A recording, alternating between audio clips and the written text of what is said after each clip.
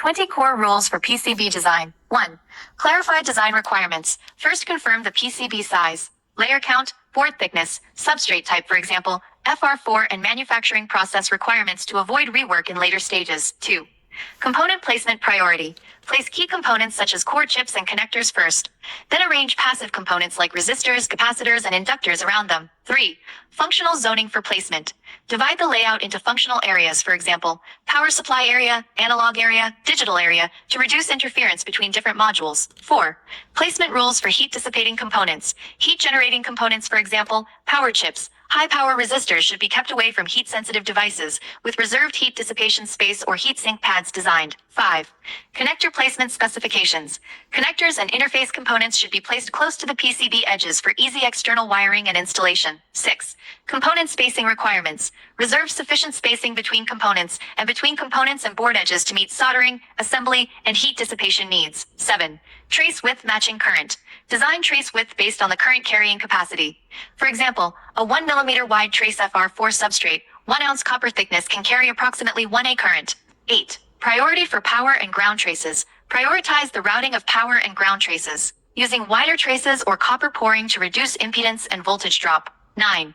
Routing rules for high-frequency signals. Keep high-frequency signal traces short and straight. Minimize the number of vias, avoid right-angle and acute-angle routing to reduce signal reflection. 10.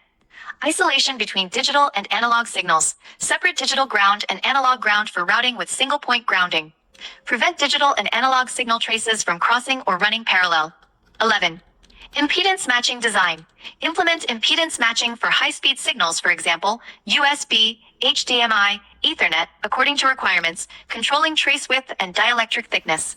12. Via usage principles. Reduce unnecessary vias. Vias should be protected with solder mask or plugged to avoid solder loss. Consider parasitic capacitance and inductance for vias in high-frequency signal paths. 13. Ground copper pouring techniques. Apply large area copper pouring for grounding to enhance anti-interference capability and heat dissipation. Ensure reliable connection between copper pour and ground to avoid isolated copper islands. 14. Decoupling capacitor placement. Place decoupling capacitors close to the power pins of chips with short and thick traces to achieve rapid power supply filtering. 15. Crystal oscillator circuit placement. Place crystal oscillators close to the clock pins of chips with the crystal case grounded. Keep the input and output traces of the crystal oscillator as short as possible to avoid introducing interference. 16. Pad design specifications. Pad sizes should match component pins. For SMD components, design pads considering tension balance during soldering to prevent component offset. 17. Clear silkscreen layer labeling. Mark component designators, polarities, orientations, and board numbers on the silkscreen layer. Avoid covering pads and vias with characters for easy soldering and maintenance. 18.